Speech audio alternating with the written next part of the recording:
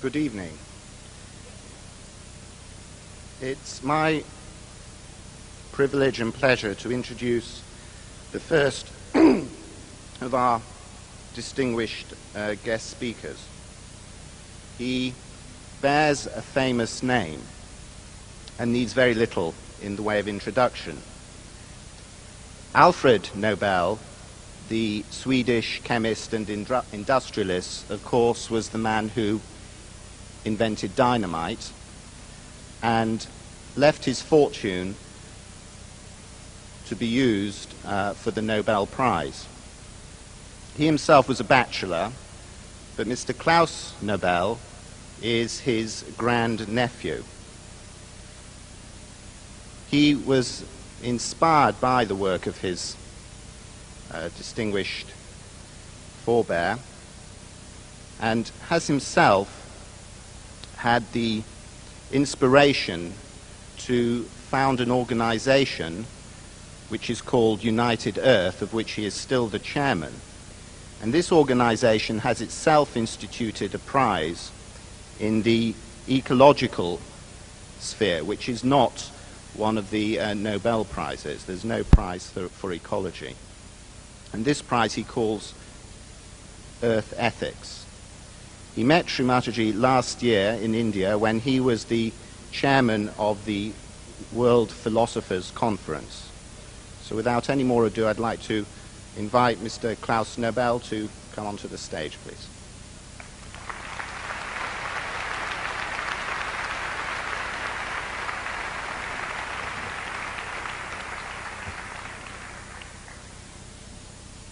Well, indeed, life is full of surprises. After all, we are meeting here inspired by the message and work by Holy Mother Shri Mathaji Nirmala Devi, and she is not here in body, but she is here in spirit. Also the wonderful letter that we recently heard from the Ayatollah Rouhani, which speaks very highly about the work and the mission of the Holy Mother, where he indicates the importance of women in the world, is neither here. And frankly speaking, only 36 hours ago, I did not know that I would be here tonight at the Royal Albert Hall, addressing this audience. Still, I say, dear Holy Mother, and I also recognize her husband, Sir C.P. Srivastava, in the audience.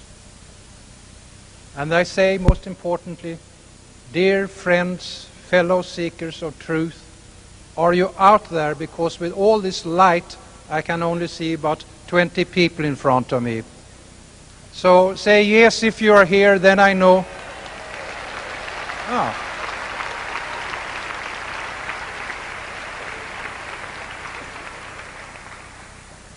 Now I can see you, and I can hear you as well as you can see and hear me.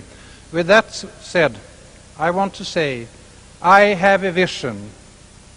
I have a vision for the world that is better, safer, and saner than the one that we presently are experiencing.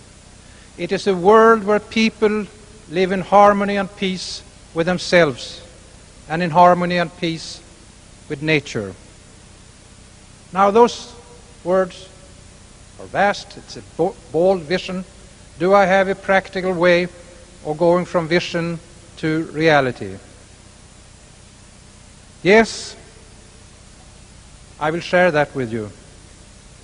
And I will share it and indicate the tone of the meeting by 10 small words. And they indicate how this global world transformation shall be undertaken. And they are right thoughts, right words, right deeds, right here and right now. The key word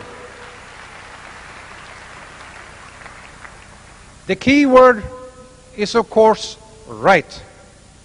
This world is fighting about what is right. What is right to you might be wrong to me, or vice versa. It's a gray area. So we need a reference point, so we can distinguish between right and wrong, and between truth and lie. Tonight, Shri Mathaji will show us what is right. Tonight, Shri Mathaji will empower us to become the masters of our own destiny. And tonight, we will be guided by the knowledge of self-realization. We will do so in the light of truth. And we shall all know absolute truth and absolute peace. Now, 100 years ago, Alfred Nobel established the Nobel Prizes. These prizes represent excellence. We have prizes in chemistry, physics, medicine, literature, and peace. Of those prizes, I hold the Peace Prize to be the finest. And I want to tell you that Alfred Nobel listened to a woman. He listened to his secretary, Bertha von Suttner, in Paris 100 years ago, when she said, "Dr. Nobel, you should use your vast fortune for betterment of the world." Tonight, we are listening to another woman. We are listening to the message of Shri Mathaji. However, I'm very much inspired, first by my uncle, and later on you will hear by Shri Mathaji. Alfred Nobel talked much about peace. He was frightened that his awesome explosive dynamite, which cleared up land for harbors and tunnels, could also be used for warfare. Today, in the arsenal of military systems, it's like a small firecracker. But at that time, dynamite was the most awesome destructive material. Now, Alfred Nobel thought basically about peace as absence of war. But I assure you that peace is much more than absence of war. And I see that peace exists in 4 specific areas. The first area is the peace that an individual has in him or herself. How do we treat our mind, our emotions, and our feelings? How do we treat our body? Are we slaves to other masters, or are we our own master? Until we have the inner peace in ourselves, we can never have an outer peace in the world.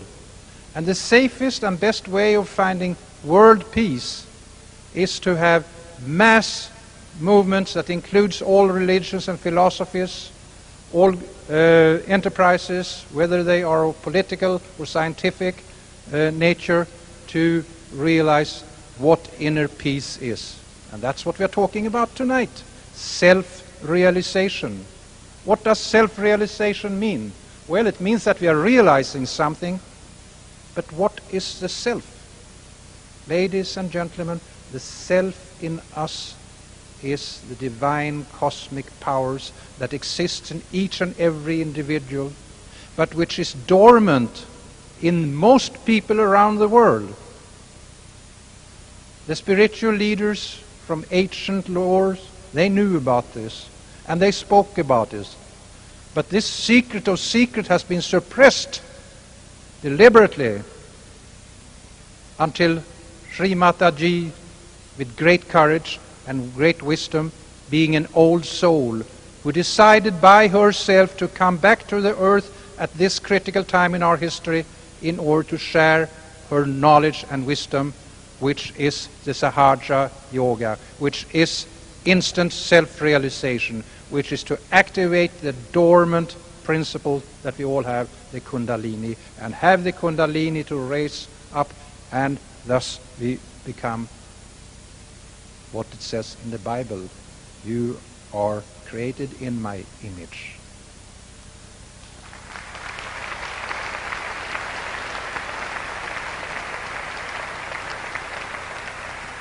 That was the first category, first sphere of peace, the one we have in ourselves. The next one is the peace that we have among each other, in the family, in our community, in our nation, that we have peace with other ethnic groups and with other religions, that we really become true, what I call active listeners, and as active listeners are able to put ourselves in the place, in the shoes of the other party. Only then, when we have the outlook from their perspective, shall we understand what they are trying to say. We are always talking. My dear wife, who is not here tonight, she said, "Klaus, you talk too much. You don't listen." I have started to practice what she calls active listening. The third sphere is the sphere that pulled me in originally. After all, I am a European Swedish businessman. Why am I up here speaking the language of spirituality and saying that that is where the hope of the future exists? I am doing so because I have a deep and profound reverence for nature. As the Nobel Peace Laureate Dr. Albert Schweitzer said, after he had worked trying to distill a phrase that contained everything that he knew, everything he wanted to say through his philosophy, Dr. Albert Schweitzer coined the phrase, reverence for life. Nature is nothing but a plethora of examples of life in its multifaceted version.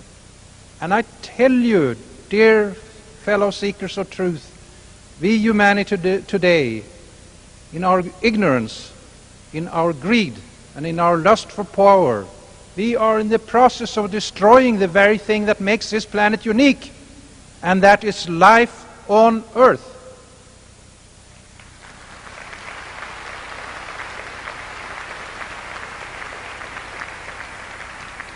And so far, we do not know of another planet in the universe that harbors this miracle.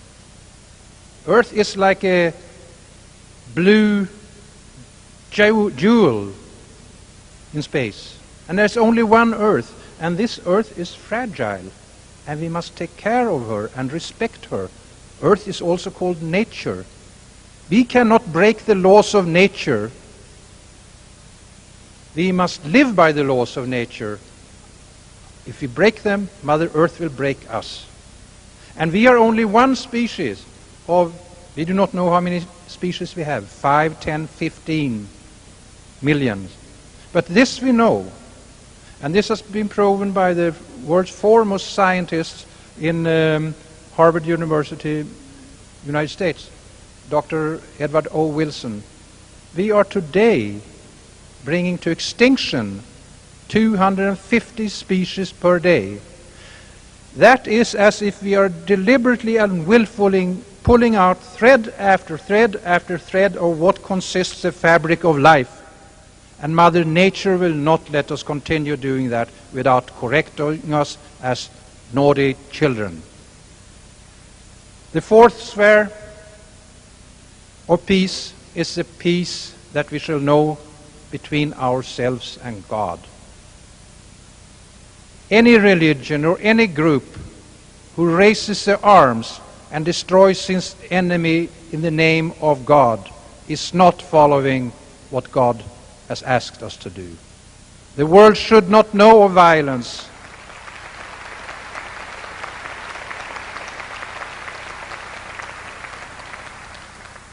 And the world should not know of war. I call, as we earlier heard, these four spheres of peace, earth ethics. And tonight we will hear more from the Holy Mother, how we shall have a reference point, how we can distinguish if we have a charlatan and a fraud in front of us, or if it's a genuine, honest person. And you, dear audience, you have come here tonight from many different walks of life. And like you, I have also been seeking for the truth. I am beginning to discern truth rather clearly. And let me tell you this, that I look upon life on earth as a kind of a school where we are learning perfection and purification. Now, on earth everything is interdependent, interactive, and interrelated. And on earth, as well as in heaven, I guess, every action has a reaction. Every effect has a cause. Every cause has an effect. And the Holy Mother, as I said, she is a highly evolved soul. She has learned from many, many lives what it is all about. And these, what it is all about, laws, the unseen laws, the spiritual laws, they are always here, and they work as infallible as the law of gravity works. It always works, although it's an unseen law. It is for us to learn and perceive that law. I am very comfortable with the teachings of Shri Mathaji, and I'm very comfortable with the Holy Mother herself. I say so because in the Bible there's one saying among several good ones: you shall know the tree by its fruit. And lately I have met young men and women in different parts of the world, and certainly from many different parts of the world, and they are all shining, beautiful human individuals that radiate inner peace and balance. They are unique. You who follow and you who are in the process of following will be, I think, those individuals who shall call themselves ambassadors for the earth. And after tonight's session is over, I'm sure that you shall see clearly how you shall distinguish between truth and lie. And you shall realize that blind faith is of no value, and that fanaticism and to take up violence as the last argument is of no value. Eventually, those things will bring you unhappiness, they will bring you conflict and potentially war. Ladies and gentlemen, I know that we hold the future in our hands. I know that the future is in your hands. I know it's in my hands. And I also know that the future of the planet exists in the heart of the individuals. Now I will close my remarks tonight by a fable from India. I heard it when I attended the Rio Conference 92. That was the 20th anniversary of the Stockholm Conference that for the first time put on the environment on the world agenda. In Stockholm 72 we had only two heads of state, the Prime Minister from India and the King of Sweden. In Rio 20 years later we had 110 heads of states. The marvelous declarations was drafted, Agenda 21. Just last week in New York there were 70 heads of state that continued with Rio plus 5. But as I told Sir CP when he asked me about how is the outcome of this conference, I said, well, we are talking about sustainable future, but it seems to me that in UN there is much of a sustainable dialogue ongoing. tonight we shall take the action. Well, I asked the holy man from India, a white-robed acharya, and I said, is there hope for the future? And he said, Mr. Nobel, I will answer your question as follows. And this is what he said. When the dear Lord had created the earth, he was very, very happy, very, very, very pleased. It was his finest creation in the earth, in the universe, and he decided to celebrate, to have a party. And God invited in all the angels and all the devils. When they were there, he toasted them and wished them welcome as a good host and said, there is only one rule that you must strictly obey while you are here having a good time. And by the way, the best food and the best wine was served, ambrosia and nectar. And he said, there is one rule, and that is that while you are here celebrating my creation, you may never bend your elbows. The devils cried out and said, we don't want any part of such a party. How can we enjoy it? Not bending our elbows. So they left. Then the party started. The angels were having a jolly good time, and the dear God was very, very happy. Now, how could they eat and drink without bending their elbows? Well, I sense that you can see what the morale of the fable is. The angels were feeding each other. They were sharing and they were caring. And that is what we shall do in the future together. Thank you very much.